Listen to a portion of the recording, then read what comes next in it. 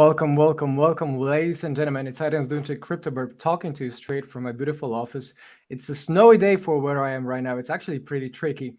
Lots of surprises this year so far, definitely, and lots of triggers that made so many traders emotional. Even though that recently we've seen, FTX, I think that's some people already managed to kind of like escape a little bit of a denial. However, it's still processing because the losses were definitely devastating and huge, and it's not good, right? So we have to, as traders, step in and help each other. And this is the very purpose of this free trading congress. And the day four actually kicks off with amazing guests, Maximilian Johnson and Farzad Payment. But before we go and discuss the very details of gaming and the metaverse, I want to, guys, keep you in the tension for a second. I'll let you in a moment.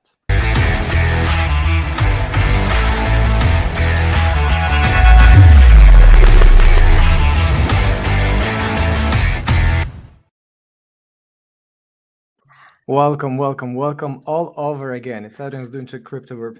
I'm talking as well alongside my great co-host BC Richfield, coming straight off the Burbnest team for this Free Trading Congress Day 4. And today we are joined by our honorable friends, but our very reputable friends who we got to manage to confirm they are of the highest class, of the highest knowledge, and of the highest standards within this cryptocurrency industry. And today's discussion about gaming and metaverse is going to be joined and presented with tons of benefits by Maximilian Johnson and Farzad Payment. How are you doing, gentlemen? We're great. Thank you for having Awesome. us and those Pleasure kind to be here. words. I love it.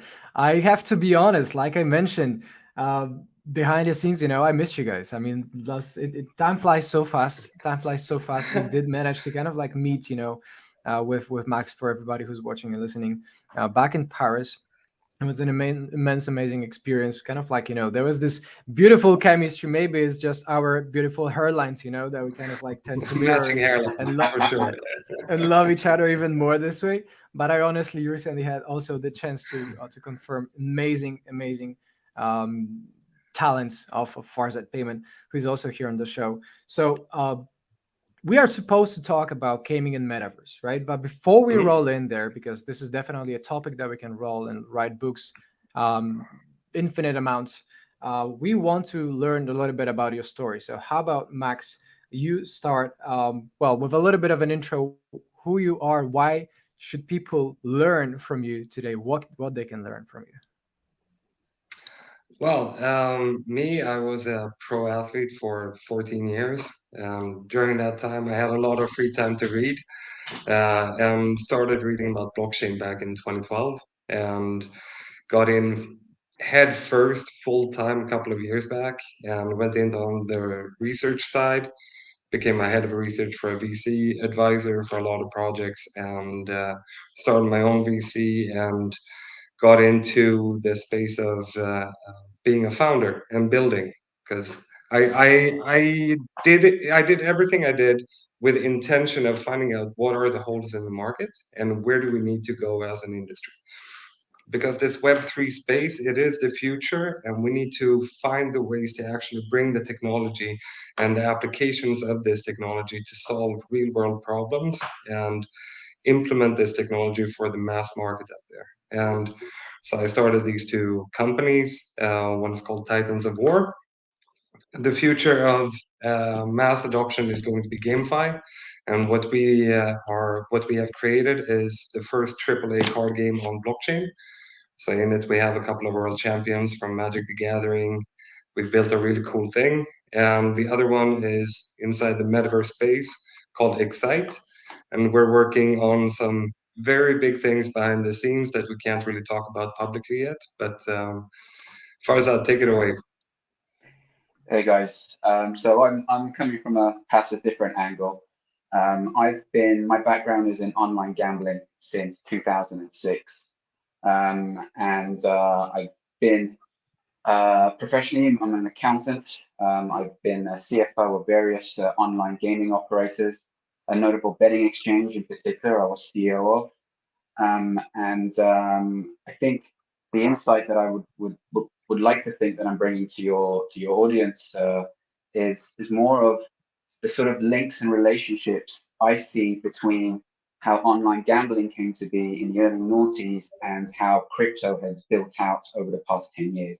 There's a lot of similarities and inevitably all leading to one thing, which is regulation. Something that people are scared of, but something that I am more than certain is what everybody needs to maintain value and to realize the value that everybody has seen in crypto projects over the past couple of years. So slightly different angle to Max. And I came across Max, as you may know, back in May, June. I've gone into consultancy in online gambling. And I thought Max's project and Excite in particular is probably the best crypto-based project and use case that provides some very strong Web3 solution into iGaming. So I stuck with it. I stuck with Max. The team are very talented, and we're hoping to take that places. Okay, makes sense. I mean, this is an excellent brief. Of course, there are so many more details to your stories. Like I said, I had the pleasure and the measure to meet those gentlemen, so I can confirm there's much more professional outlooks that all of those legends actually combine here for the show. I just want to confirm real quick that while having this main discussion for gaming in the metaverse, I think that it's extremely important and relevant to discuss to how to build equality, right? And equality can be built for the users, for the viewers, for the actual gamers again. In terms of building a successful team, right? It's not very easy. It's actually far from easy. It's very difficult to build a successful team, to be this team, which is going to actually deliver success, right? Which is going to have certain tools to it, certain resources, certain know-hows, and all of those combined for cryptocurrency industry, for gaming industry, can yield certain big success. So let's talk about how to build a successful team. Gentlemen, Fars and Max, what do you think? Well, I think there are a couple of different components you need to look at when you're building a full team, especially for a Web3 project, because these projects, they need to scale globally. What we're talking about here are projects with market caps in the tens and hundreds of millions. The team need to be able to handle that type of volume and that type of scale. So what do you need in a team? First of all, you need a CEO who is humble enough to allow stars to work under them. This is one of the big criteria where a lot of entrepreneurs fail because they want to keep the control of the people working for them. As an entrepreneur, you shouldn't be the smartest person in the room, and you should always look for the best people you could possibly find and then empower them for all the different things that they do. And like with the people in my team, every single one of them are much better than me at everything that they do. And that's why I hired them. So in the team, you need to have, first of all, what you have to see is Web3 experience. If they don't have that, these are deep waters to be treading through and deep, treacherous waters. And you need people inside the core team that have that experience. And if you don't, you're going to get burnt so many times. Second of all, you need people with entrepreneurial experience. So people that have created successful companies previously and scale them to a higher level so that they have that experience. Then you need to have corporate experience with people who really know how to run gigantic projects. Those are normally not the same people. Those are normally different people inside your team. You need marketing experience because it doesn't matter if you have the best tech in the world if you don't know how to get users. Like, I think we have all been looking at so many different projects in crypto where we go like, oh, this product is amazing, the tech is great, they're solving a real problem. And then you go like, okay, they have 10 users or like they have 100 daily active users. And like, okay, what is the point of the tech Is if this a you hint? don't Is this reach a out and hint? get users? Is this a hint for Sandbox or something? No comment, no comment, man. Yeah, I I mean got you. that's a very common thing in crypto, right? I think we have 1.8 million daily active wallets on chain. No one is using our technology. Most of those are bots, and most of them are actually in GameFi already. So you need to see marketing experience and not just marketing. The marketing that you need for Web3 is very different from the marketing you need in Web2. In Web2, for user acquisition, it's much cheaper. but it's a completely different form of marketing than Web3. And if you only have Web2 marketing, maybe you're able to get some users, but you're not going to do what is necessary to make a successful NFT launch or token launch. You need to understand the different components and you need to have that experience reflected inside your team.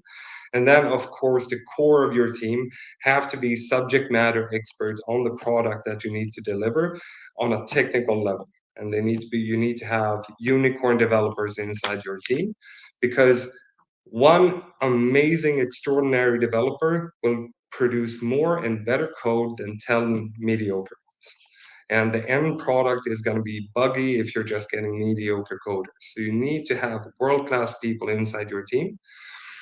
And if you build that type of team, now we're talking about a lot of different personalities, and you need them to feel ownership of their different tasks that they can then run with and have their own responsibilities, and then they can report back to you. But I think those are the cores.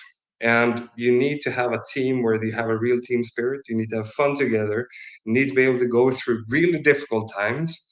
In a bear market, maybe not everyone, like maybe you run out of funds for a period and everyone needs to be there pulling their own straw to the stack, even though it's difficult, because they love the project, believe in it, and everything has to be built around a why. Why are you all here? Why are you doing it? And people need to be there because they believe in that why, and then you can overcome anyhow. So that's what I think about, like the cores of how you build a successful team. Does it look the same on your side, Farzad? What would you add on top of it? I could only add to that, agree and add. And there's two parts that I would add is that, first of all, it's clear you're not going to find a seasoned Web3 marketer. Like, they don't exist because we're in a relatively new space, which then makes the recruitment process ever more important. If you go on LinkedIn, everyone's now adding Web3 to their title, and they're all sending you messages around, this is what I do. I think there's some simple key questions, which is what is an initial screening of a recruitment process, which is, well, what projects have you done? Can you share that with me? Can we verify that? It's a very simple question to ask. And that sort of kicks you off on towards finding the right people and the right experience. And the other element is that whilst Max is talking about, the key execs, the key commercial people within the business, actually, and I'm not just saying this from my own background, but if we take the most obvious and recent example in FTX, if we look at their failure, and if you read the papers that were presented in Delaware, it came to light that he didn't even have an accountant. Like, it's nuts. It's absolutely nuts. So you can have all the elements that Max describes. You can create the best creative, innovative technology. It could all collapse if you don't have people who keep that foundation and structure in place, because that's almost as important. And unfortunately, a lot of entrepreneurs can be arrogant. They don't believe in the value of this side of things. And I hope that the projects, and not just FTX, there's been a couple, more than a couple over the past few years, they can clearly see that they need regulatory knowledge, they need jurisdictional knowledge. This is all coming, and those individuals and those people within that space, legal, compliance, accountancy, is going to be important. But even that space, their knowledge of crypto and Web3 is limited. That's new for them as well. But there are still people out there. And so I would urge any project, any team, anyone building out something, is to make sure, don't be arrogant. You can just pass this off to your 70-year-old accountant, or actually not even pay for an accountant. Get ahead of the game. I'm telling you, get ahead of the game now, because your real value and your exit prospects will be tenfold if you can speak very well in those terms. What a way to put it. We have the next question in rolling in a second. Some of you, actually, for the viewers and listeners, if you're watching that and you're watching and hearing Max and Farzad talk to you about how to build a project, or how to build a successful team. The successful is the keyword here. It's not kind of like, again, it's not a, it's not a like some insane hard thing, to build a team at all, right? The team can be so much of a group, that has a certain common goal, right? But the truth is, that this successful building, is applying very universal rules and very universal approach that you can apply directly also in trading and in other forms of kind of like time investments. But if you approach trading again from this ROI perspective, then running your own business, starting your own company is a form of trading, right? You trade your time for money, you trade your time, you put certain risk to it, right? There's often financial risk or emotional risk or reputational risk, and you expect certain ROI out of that. This is a trade, right? So it is so much of a discussing about a successful team as much as discussing about a successful trade, like how to define a successful trade, what components are needed to actually shape the trade to be successful, right? I think this is something that that again comes from these universal applications, from universal rules, and what Farzad and Maximilian has just shared is actually an opening to a very interesting discussion on the universal ground. We have a next follow-up question that my great amazing co-host is going to throw into the public. Yeah, hey guys. I had the great pleasure of meeting Max when we were over in Paris together at the conference, and I was very naive with my understanding actually of the gaming space, right? As a trader, it's the asset class and bits and pieces wasn't something that I was ever really massively involved in. But first of all, after like a 5-minute elevator pitch from Max, I think I was one of the most excited I've ever been about anything. And then, but one of the really standout things that kind of that caught me was the failure rate of gaming companies, right? Something Max and I discussed. And I know it kind of links into points that you guys have just made, but coming from a business background, and I had the pleasure of talking to Farzad a little bit about this before, it always amazes me. You have these incredibly talented devs, right, and they are capable of building anything. But a lot of these things that are getting built obviously aren't really thinking about the use case or the monetization of that. So I think it'd be really interesting for our viewers, and maybe starting with you, Max, your opinion on why so many of these games fail, right? Because they look good, they've got a good UX, right? Is it the fact that people are just going into this not understanding the business case behind it? I think there are many different things that cause some of the games to fail. A big thing, I think, is the core team. Now, the actual statistic we're talking about, I think it is 80%, over 80% of all games launched on Steam never make more than $15,000. That's crazy. And that's of the ones that get launched on Steam. Mm. Okay. And most of the games that when I'm looking at this as a researcher from the point of view as a VC, and I'm looking at the crypto market, or I'm looking at it as a trader, okay, of the games that get launched on Steam, how much better are they than the Web3 games currently? Mm-hmm. Like the average game on Steam, they're much better. And they don't get any users, they don't get any monetization. Now, why is that? Well, it's called Pareto's law. Like it's as old as time. I mean, you can see it in population distribution in cities, in even in forests. You can see it in the distributions and size of trees, Mm-hmm. in solar systems. And it is because if one thing becomes successful, it just attracts more and more and more.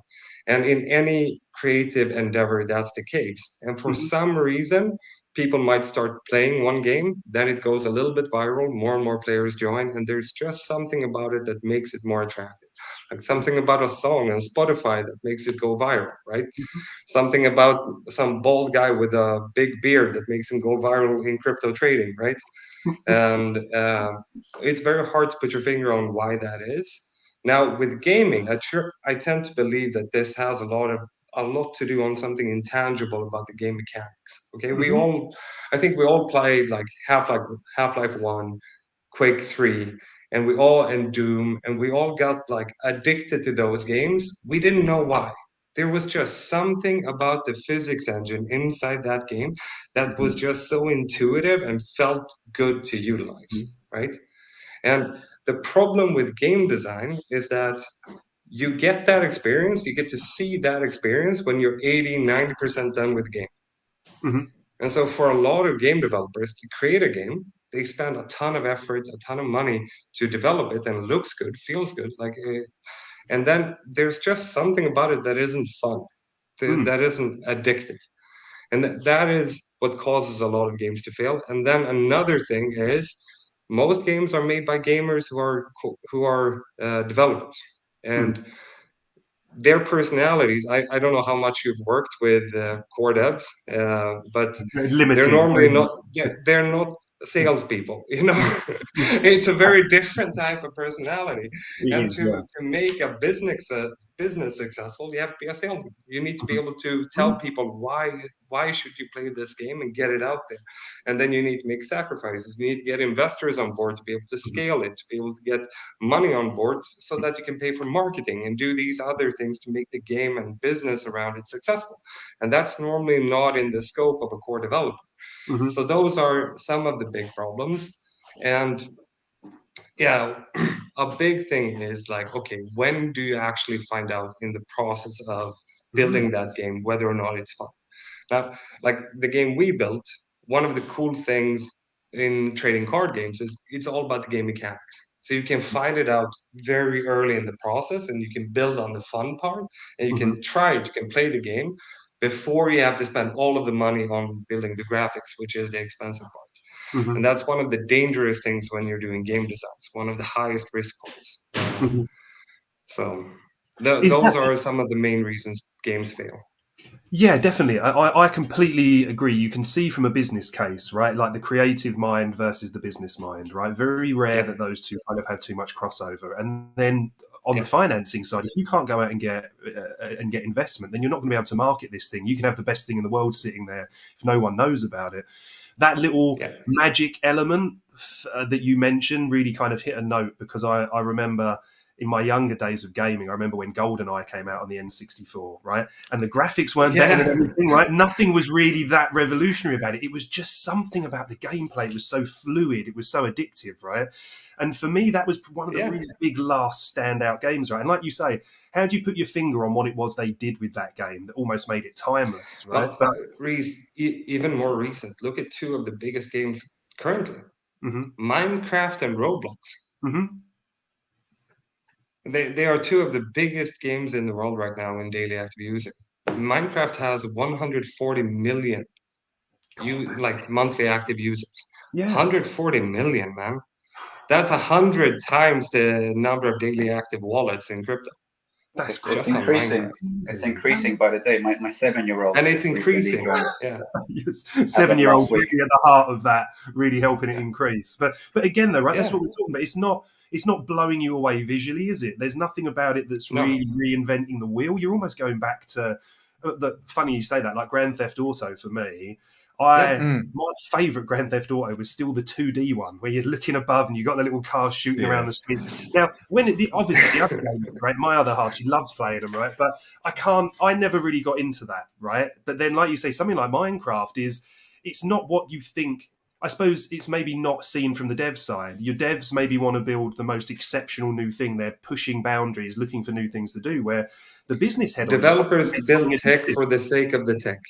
Yeah, not because of exactly the business case, right? Or thinking about Yeah. what's scalable or what's addictive. So there's got to be a real kind of skill to that side of things, right? I mean, Yeah. Farzad, would you add anything to that from your perspective? Because I think you've got a really interesting perspective on this, coming from an accountancy background. You must have seen the development of online gaming, right? I mean, online gambling. Sorry, over all the years you've been involved in that, look how much the technology's changed. I mean, what would you add into that? Well, first of all, I wouldn't say the technology has changed. Product innovation has been very poor in Mhm. online gambling. It's still the slots that attract gamers. It's still the Mhm. basic stuff, blackjack and what have you. There's been very minimal product innovation within online gambling. And a simple product works. It's all about rewarding. It's all about that experience. But whilst my knowledge on gaming dev may be limited, another perspective towards why I guess a lot of these projects are failing in the first instance is that, am I right in saying, and certainly from what I've seen, is that they put out a project looking for fundraising, and that project aesthetically looks amazing.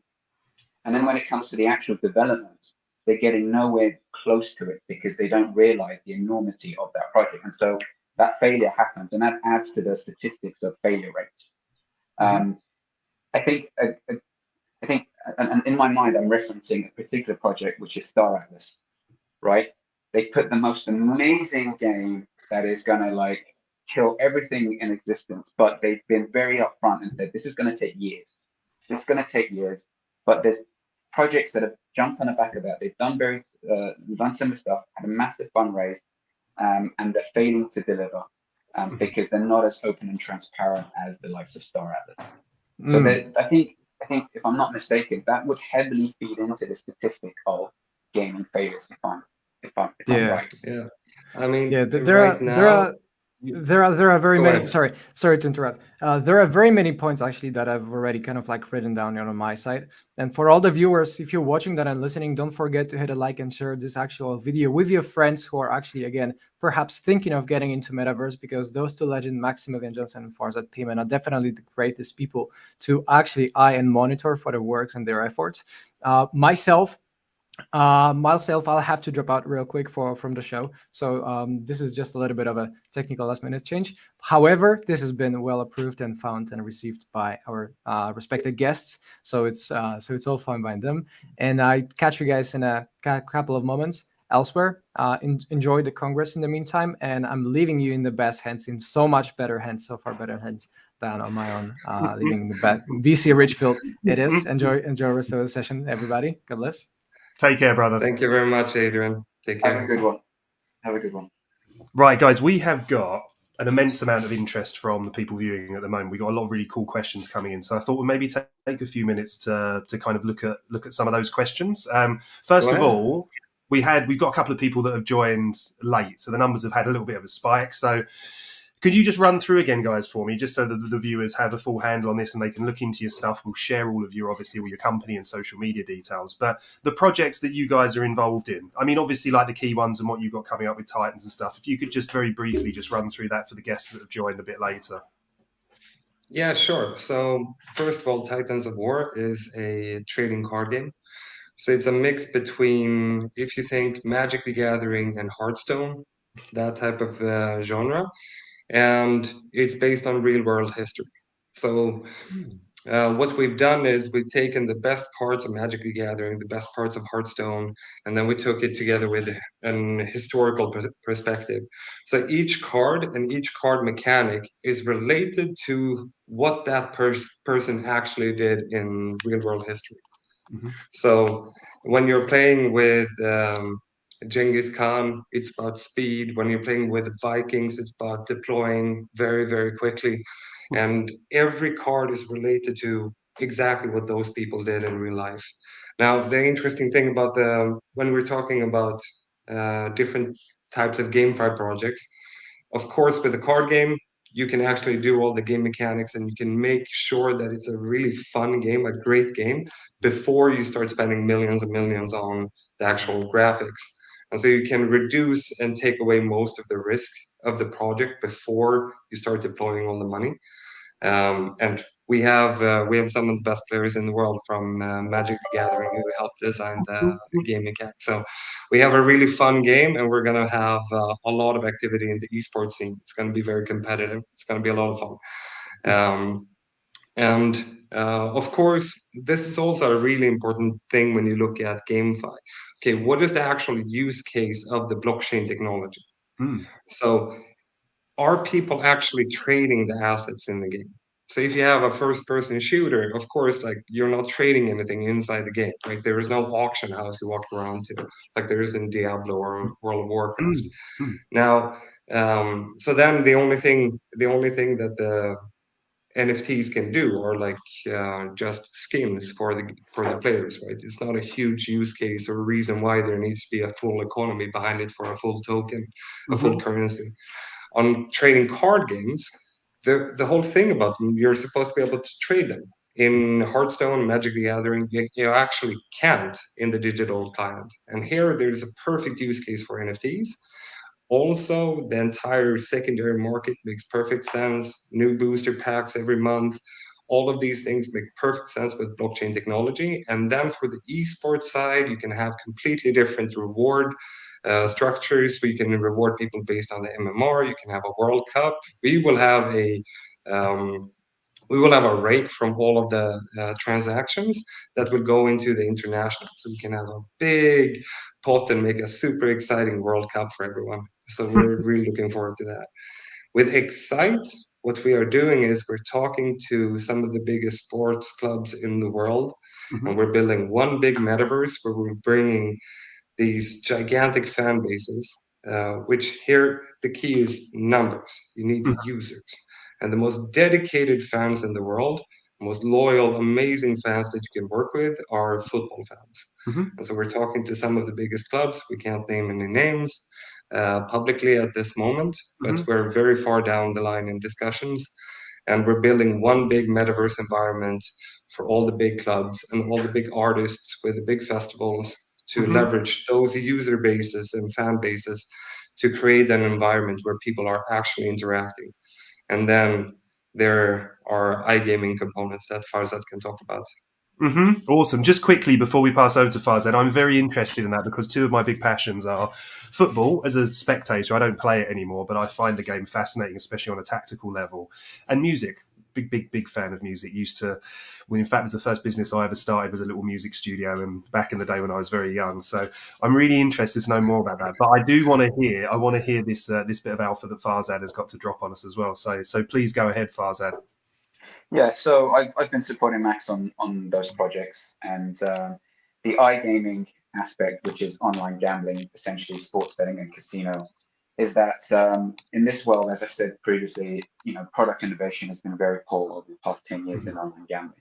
And the next level of innovation is providing Web3 solutions, is better rewarding for punters. And so there's a lot of operators around the world wanting to adopt Web3 solutions to widen their acquisition nets, but they just don't understand Web3 enough. And this is a very common story, we know that. With Max and Excite, we're creating usable, sustainable solutions on blockchain, allowing betting customers to come on, and every time they interact with an operator, they are going to be rewarded in some shape or form, and that is a key facet of Web3, and it's got to be allowable in crypto and crypto rewarding and things like that. So we're collaborating with a lot of iGaming operators, providing solutions, and I'm sure announcements will come in the next couple of months. There's a lot of work to be done, and there's a lot of positivity there because the transparency that blockchain bring in what has been a very heavy regulated industry over the past 5 years is positive. You widen your acquisition net because you're now including the crypto community as well. Improve the level of rewarding, and obviously increase the number of games and product innovation as well within. So at the minute you go on you sign up to a betting operator, everything they have on there, the next operator has. It's all very bland and vanilla. And there's got to be a new level of experience. It's got to be more immersive. And then through that, you obviously then introduce a casino sports betting platform in the metaverse, more medium to long term. That's some big goals there, right? Some really big goals. You're talking about really kind of reshaping an industry, right? Like you said, quite stagnant, quite different. How do you change that UX? How do you get those people in? I don't think, I don't see it as big goals. I think it's the natural steps that we're taking as the days go by, that it's naturally leading towards that. And we believe in it more than others, let's say. And there are other projects that are claiming to do this already, albeit very badly. But sustainability is the key thing here. Sustainability and multiple use case. So we're patient enough to work towards that and work with the right partners. And yeah, look, I don't see it as a massive goal. It's going to come when you look at the statistics around the number of people online, the surveys around the number of hours per day people will be spending on a metaverse within 5 years. I think I think the survey came at about 4 or 5 hours a day. I think that's quite conservative. I think it's a seamless decision, and you scratch your head as to why people are not more invested in that. It's partly also because they've got to learn, they've got to understand a lot better what Web3 is. We're past that point. So yeah, I don't see it as a big step because people will naturally, intuitively will pick up on it and will sign up to it. So yeah, And, we're not and we're not also we're not there going is to something provide very platforms. Sorry, Mm. there is something very simple that Web3 brings, and that's the sharing economy. Mhm. And if if you go to the house, like if you go to a casino, the house always wins, right? But what Mhm. you can do with Web3 technology is that you can have staking pools, you can have different reward systems, Mm. where when people enter and interact with the system feeds back from the profits. Mhm. And that's one of the really great things about Web3, all the possibilities of reward structures that just aren't available in the traditional world. Maybe like you both kind of touched upon here, though, maybe it's the kind of lack of understanding of the Web3 space, right? You know, innovation can seem Yeah. exciting for some, but it can seem terrifying for others, right? Especially Oh, you've got these big institutions, right? They're very set in their ways with what they were doing. So it leaves this kind of door open for the people that yeah. are willing to take that risk. I mean, this is what I'm hearing every time I'm speaking to other people inside the iGaming industry, young people who are creative and ambitious, they want to do something. And the big operators right now, they just make too much money from doing what they always did. They don't Yeah. need to innovate. Like, for Mhm. example, there is one gigantic hole in the market, and it's called esports. So Mhm.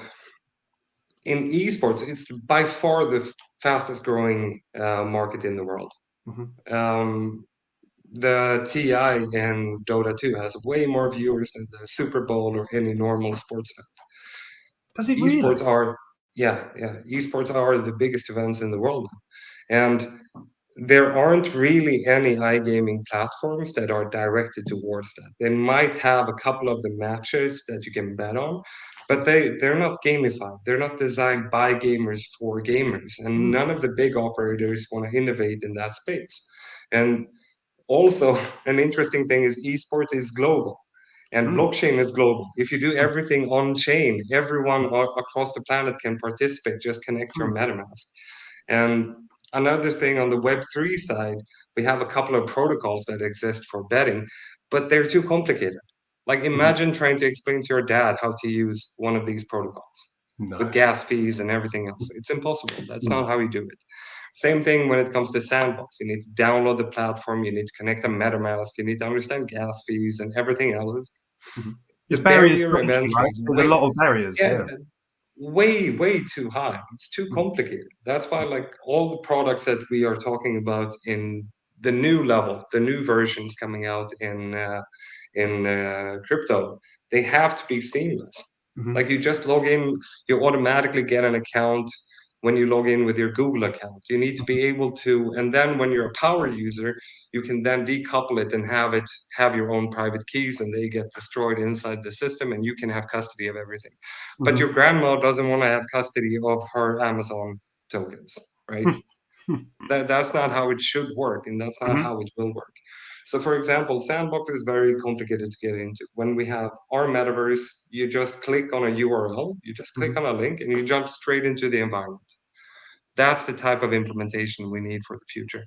And that's what you guys are. That's kind of on your guys' mind, right? That's what you're thinking about with this, right? In terms of accessibility Yeah, moving yeah. forward If to the space to make everything, it turnkey. the user interface has to be the same as Web2. Yep. It has to be just as easy. Hmm. When after the second click for someone to log in, the third click has a 60% drop off. 60% of your customers leave if there is a third click for them to get in, Wow. to So create an again, account. we're talking about the same thing: barriers to entry, right? People trying to get into this Yeah, space, they see barrier. I'm done, right? People want yeah, because that's weird with Web3, right? Because for me, the move of technology has always been towards, or majority of it's been towards speed and efficiency, right? Delivering things ease of faster, more use. efficient, Yeah, better. But actually, the crypto space and kind of moving into the gaming space and stuff like that is there's such a journey. It can feel so awkward sometimes getting this kind of access. And what do you do? What do you try and do to kind of change that then? I mean, you're talking about integration, you're talking about speed, you're talking about ease of access whilst maintaining security, etc. It's like you say, the gaming companies, the original betting companies, so they haven't changed because they don't have to. They're making bundles of cash, right? But a dangerous position to take when the market starts to shift, because then you're behind your competitors, yeah. right? So, So I mean, what does that shift towards that look like for you guys? well, I mean, I just want to sort of add that there is real opportunity for people to get into that space and compete with tier one operators. The other insight is that these operators are sitting on legacy systems, and it's not easy for them to maneuver. It's going to cost millions, and it could be years, and it may involve a lot of downtime on their customers, which they cannot afford to do. That's why, to a large extent, they're sticking with their guns and what they're doing. So the opportunity has never been as good as it has been, where you get that product innovation and you get in and compete with them. And Web3 is providing that. So, and that's why online gambling and proving that arm within the Excite group is important for me. I think there's been a lot of consolidation in the iGambling industry, as we can see. There's 3 super groups, and you're going to think, well, how is anyone going to compete with that? But at the minute, they're not providing any solutions around Web3. They're not providing any solutions to the crypto community. It's going to require new hires. It's going to require new understanding, a change in their product roadmap, which is full of maintenance because of the working of legacy systems. So I think my message is for everyone. It's open. The opportunity is great. Don't be scared by top tier operators. I know how they work. No, that's a really, really good point, actually, because I think for people maybe looking at this space, and you're thinking about the big names in this space, right? Okay, you can innovate in many different spaces, in crypto, in gaming and stuff like that. But looking at gambling or any kind of those aspects, you see these big companies, you think Ladbrokes, William Hill, but just to talk about a couple, right? You look at the face that they've got, the presence that they've got, and there's already been this shift in gambling, right? Away from the high street betting shops, right? Onto online. But actually, they've kind of transitioned the same UX really onto an online space that they had in that. There's not really been any innovation, has there? So I think it's a really interesting point. I mean, do you think the current market conditions around crypto, around developing, around that integration are making people more hesitant? Or do you just think that maybe it is a little bit more in the case of they think they're going up against these to coin a phrase here, but titans, right? These really, really big entities that they're seeing as, okay, how are we supposed to knock them off the perch? They're seeing them with their tens of millions of pounds in marketing budgets. But I suppose, again, maybe it links back to the understanding of Web3. Maybe it links back to the understanding of the ecosystem, right? Because if you take your time understanding the ecosystem more, you realize that actually these guys probably aren't as big a threat to you as they seem. No, spot on. I think these big guys are competing with each other on bonusing. They're in a marketing war. And they're in a marketing war because their products are the same. So when you start providing a different type of rewarding system through Web3, that's something that they have to immediately try and shift to compete with.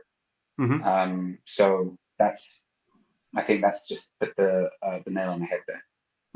Awesome. Well, we've had a question come in actually that I'm quite interested in. I'm going to pop it up on the screen, right? It's from one of our members, Emblaze. So a lot of crypto projects are targeting the metaverse. VR and crypto are upcoming, but nonetheless niche markets. Do you see any potential for all crypto metaverse projects in the near future? I mean, what is a metaverse? That's the first question. What is your definition of a metaverse? I've done a lot of research within crypto, right? I've looked at 1,000+ pitch decks and spoken to hundreds of founders, and especially in the metaverse business, because I'm in that business and I need to understand my competition. But most of the metaverses are just a Unity map with some blockchain integrations. Okay, and there isn't really anything special there, and there isn't any real reason why people should be hanging out there. Now, is the metaverse a real thing? Yes, there are huge corporate applications right now that have daily tens of thousands of users from each corporation. Like, this is happening right now. It's no longer hypothetical. It was hypothetical maybe 2 years ago, but the adoption is actually happening behind the scenes. It's not Sandbox. It's not Decentraland. The daily active users just aren't there right now. The new generation that is coming up now, in the near future, yes, there is potential, but the question is, how are they getting their users? What fan base are they leveraging? Why would the users join that specific platform? Those are my main questions. And then how easy is it to use that technology? Do you need a VR headset? I don't believe that you should need a VR headset to interact with that type of environment, because you're locking out almost everyone.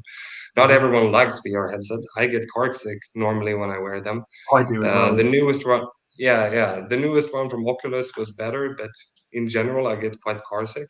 So it has to be an experience that everyone can enjoy, and it just makes sense to interact with media that way. Now, the way to think about metaverse for the future isn't just like this VR world that is complicated to get into. The way I would view it is instead just a new form of a website. So you click in a URL code and you go to a store, and instead of it just being a 2D interaction, it's a 3D where you can walk around in the store and see the different clothes on mannequins in 3D. You can try on all the different clothes together on your avatar. You can see yourself in the mirror. You can look at how those clothes go together. If you want to book a hotel, you go in and you see the hotel in 3D. You can walk around it. You can see exactly what that environment will look like to you. Real estate, same thing. Instead of you having to drive around and go to all of these different houses, you can walk around and get a feel for what the environment actually is. Those are real world applications that are coming right now through the metaverse. Now, does that mean that metaverse projects are going to pump? I believe that the biggest ones are going to pop. I believe Sandbox and Decentraland, they will do very well if you're a trader. Yeah. But that's not going to be from people actually using it. Now, the actual metaverse experience, yes, there have been tons of concerts with tens of millions of people on them. And I think concerts and consuming media is going to be the new thing inside the metaverse experience. And I believe that the way that you get this done and you actually create traction is by going to existing gigantic fan bases and then leveraging them and bringing them into your environment because they want to consume that specific content. If you don't have something specific that 100 million people really want to go and enjoy, then it's going to get tricky to get the actual users into the environment, in my opinion. And do you think that that's a little bit of the case with the metaverse? The way I've seen it with a lot of companies' application is they see the metaverse as the solution, and they're just trying to get a piece of it, trying to be involved in it, but they're not actually thinking about the application. So for me, let's face it, like most metaverse projects, they just saw in the beginning of 2021, like, this metaverse thing is starting to pump, and there is a lot of VC money available for it. And so they started all of these metaverse projects, but they didn't have any real concept for it. Like our partner, Xmana, they've been building this tech for 5 years. Wow. Yeah, like they started building metaverse tech 5 years ago with this exact intention. They knew where this was going. Right? They had this they had this vision. Yeah, and that's what I mean. I don't think a lot thing, of people do. Right? I think they go into it thinking, "I want a piece of this. It's new. It's exciting. People say it's the future. Big players are involved. I'll have a slice," but they're not really thinking what to do with it, like the real estate thing for me. Yeah? They don't really have a business plan for it. Like how is this creating higher engagement? And that's where my partner Steve Stein, who was supposed to be here today but couldn't make it, unfortunately, he's the CEO of Xmana, and he had this vision already 5 years ago for how this is the new way to interact with content and how you monetize it, how you actually create value for the community and for the artists by creating that new level of interaction in between them. And he had that vision 5 years ago, and they've been building for that long. They currently have a partnership together with Inter Miami, which is the club of David Beckham over in America, where a lot of the great players are going for the future. So they already have that partnership, and we're working on some other big ones that I can't mention. But that's a pretty big target, it's very big. Yeah, it's huge. So that's where I see the future of metaverse and the problems of the current metaverse projects out there. I mean, that makes a lot of sense with me. What really resonates is the property side, actually, for me. I think when you talk about that, you can just immediately, it smashes you in the face, doesn't it? The opportunities that are there, and how the blockchain, how things can make legal transactions so much quicker, so much more secure, so much time friendly. But the whole idea that you can, the same with like the virtual malls and stuff like that, right? You're opening that application to so many people. But I think one point you touched on, I really agree with, like the VR side. I'm someone that suffers horribly with motion sickness as well, right? And I've struggled with the VR. But I think the other thing, which you kind of alluded to, which is exactly right as well, is you're putting another barrier in. You're putting a cost barrier for people. You know, you don't want something. I mean, not imagine, like you said, would Minecraft have the user base if they all had to have VR headsets? Imagine how small it would be compared to what it is now, right? So I think Exactly. again, But maybe it is a 3D environment that you run around in and you interact in. it Like is. And that is what a meta like mm, Minecraft is a metaverse. If mm, you add blockchain technology, that's mhm, all you need to add, and it's a metaverse, mm, the biggest one. yeah. So But those yeah, people understand that, I suppose, right? They understood that when they were building it. They understood its application, what they were going for, right? Where I think a lot of other people now, these new frontiers, if you like, can seem almost overwhelming with possibility, right? You can do so many yeah. things within them. I think people think about what they can do rather than what they should do. I think that's the thing that really stood out to me when I was talking to you in Paris when we first met. And the way you were talking about it, I've spoken to devs and people trying to pitch you games and bits and pieces. They're like, it does this, it does that. You can do this in there. You can get this view and that view. Where you were very different. You looked at the business case of it. You were like, well, what do people want to use and what makes sense for people to use? Yeah. And if we've got this talent, how do we best use it rather than, let them loose and say, we'll try and monetize something you build. Let's think about something that's not only monetizable, but has this linking with Web3, has this the element to get involved with NFTs, right? But there's a lot of different factors to consider, right? And then a lot of brilliant people you need to bring together with that same vision in a space that's very head in the clouds, right? A lot of people want to build Yeah. anything, want to build these kind of things, right? So I think, what got me really excited about it speaking to you was thinking the opportunity that exists here, right? Like, you talk about being early in crypto and early in stuff. I mean, how early is this, right? I mean, think about it this way. The projections done by Accenture, by Goldman Sachs, by these huge institutions is that the metaverse space will be worth $10 trillion within 5 years. The numbers vary a little bit, 20% up and down on the years and the amount, but like that doesn't, even if it's half, even if it's 1/10, that's Mhm, still $1 trillion, mhm. So then the art So becomes finding the right players that you want to invest in, right? Like, because that yeah. space, that is going to be a massive space. It doesn't mean everyone's going to make money in it, right? You've got this huge potential, but there's going to be X amount of companies that dominate that in a big way, right? Most are going to fail. If Mm, close to all are going to mhm, fail, and a few ones are going to make it really big. And I believe the ones that are going to make it really big are the ones that bring users into the platform. When you have a ton of users, mhm, the power that you have is immense. mhm. And do you know what? I think What? that's such a good, Go ahead, Farzand. yeah, I was just a going to very say, I just was to just add going to to say that. that when we talk about the size of metaverse, we're very gaming specific, and I see somebody's written on the chat is that we can't forget how it's going to bring a lot of value within the medical Mm, Oh yeah. industry. Like mhm, I don't know if you've noticed that um, the meta advertisements on TV, they're actually Mhm. showing full blow on how medical students can start doing surgery in the metaverse. That is massive. yeah, they're Like huge. Yeah, huge. You talk about real so, world application. it backs up like if you're in the metaverse, the adoption rate, even through that, and the journey of getting into it, it's going to happen. It's being educated at that level. People are going to get used to it, and that adoption rate is going to spike at some point. And Hmm. gaming is naturally always going to be there, but the adoption rate is going to be compounded by other industries, and the medical industry is a key one. It's so important.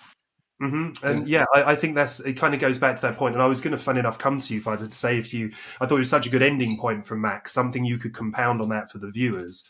And I agree with it completely. I mean, do you think there's maybe, to kind of close up on this point, and obviously we're running a bit short of time, I think that's a really, really good point. The real world application. Do you think there's not so many devs as such looking at that side of things because they're thinking about running a bit more wild with what they want to build or what they want to do rather than thinking, how can I apply this to medicine or how can I apply this to law or property and stuff like that, right? Maybe a bit commercial for the mind of of devs as such, right? You need that driving force behind it with the business case that looks at these things and says, hang on, what are the things we can affect the most, right? Yeah, I think it's like the tech hasn't been ready for that previously. So the corporations, the people that would actually implement this, they Mhm. haven't made those business cases early enough that Mhm. people have started developing on it. And developers on their own aren't going to go for that. No, From my experience with developers, and rounding them all up. yeah, no, it takes a bit of time for those applications to start happening, but Mhm. I don't think it's that far off because I'm seeing what I'm hearing is everyone is trying to get into the space. Mm. Most people don't understand it. Like, for example, in iGaming, you can go and play blackjack with your buddies. You can Mhm. sit there together, and you're actually you can look at them like you're there together playing, and you can talk Mhm. live with each other, and like those experiences are what's going to start the adoption. Mhm. Yeah. Same thing with Yeah. GameFi. Like Mm. this is how the users are going to come into the environment, and Mhm. people are going to get adopted to this technology. No, I agree. I agree. So, Farzad, did you have a closing point for us, my friend? I think we've got so much It value out was of you just guys now. We'll. no. I think I just wanted to sort of add and say, like, every industry has its own environment, has its own mindset, and we're going from gaming to medicine. It's a it's very different, and it goes back to what I said at the start, where I see a very strong correlation between how the online gambling industry grew and how crypto is growing over the past 10 years. And so naturally, in my experience of managing teams, I've seen a lot of online gambling tech devs leave the industry to go into crypto projects. So there's a Mhm. natural tendency to create more projects around gaming, and other industries will have different environments within them and mindsets, but for sure, Mhm. it's going to happen, albeit slower than gaming. Mm. Absolutely, absolutely. Well, guys, look, I mean, we couldn't have finished this more on a tee. I think we've got about 30 seconds till the close. Guys, I just want to say a really, really big thank you. Max, Farzad, it has been a real pleasure. For someone that's still very naive to this space, it's been an amazing experience to me to learn from Max on the opportunities I've had with that, and now from you, Farzad, as well. And I know we've had tons and tons of questions come into the chat that we haven't had time to focus in on, but it gives us a good excuse to do this again, right? So I think maybe that's something we'll look to do in the future. It's got a lot of people thinking. But on that, it's got me thinking as well, right? But on that, I just want to say a really, really big thank you. Thank you for your time today. Thank you for being part of Congress. I know we've got loads of people coming in the chat. We're going to share all your information out, and that's so people can follow you. But just to tell the people now quickly before we finish up, guys, if they want to know more about Titans of War, if they want to know more about you guys, where's the best places to find you? We've been in stealth mode up until now. We're gonna start our market, so we haven't made any information publicly available, but our marketing campaigns are going to start Awesome. ASAP. So you will know about us. You will start And Yeah, hearing we about will. us a lot more in the I, future. I think I We think the will brand share to it. watch out for is Excite, and Yeah. we're obviously on LinkedIn, so Mhm. feel free to reach out, guys. Awesome, guys. Well, we're going to get all those details together in bits and pieces, share it with everyone. I know I'm super excited about it. I'm bugging Max about it all the times for more information. So sneak peeks and that we get. Anything when you guys are releasing it, we'll release it out to the whole community. I'm really, really excited about it. And let's make a date to get ourselves back and do this again. So on that note, guys, a huge, huge thank you for coming on. Wishing you all the best for the Thank future. you. And I look forward to our next update with even more exciting news. Yeah? Likewise, Absolute pleasure, Reese. Awesome, Have a guys. great appreciate It it. day. always is. I Take hope to see care, you again everyone. soon, Max. I look forward to meeting you too, Farzad. Thanks a lot, guys. Take care. We'll see you soon. Cheers, Bye dude. bye. Bye. Bye bye. Wow, guys. Well, I mean, I'm absolutely blown away by that, to be honest. Like I said, I was massively impressed when I first met Max, and we had this kind of.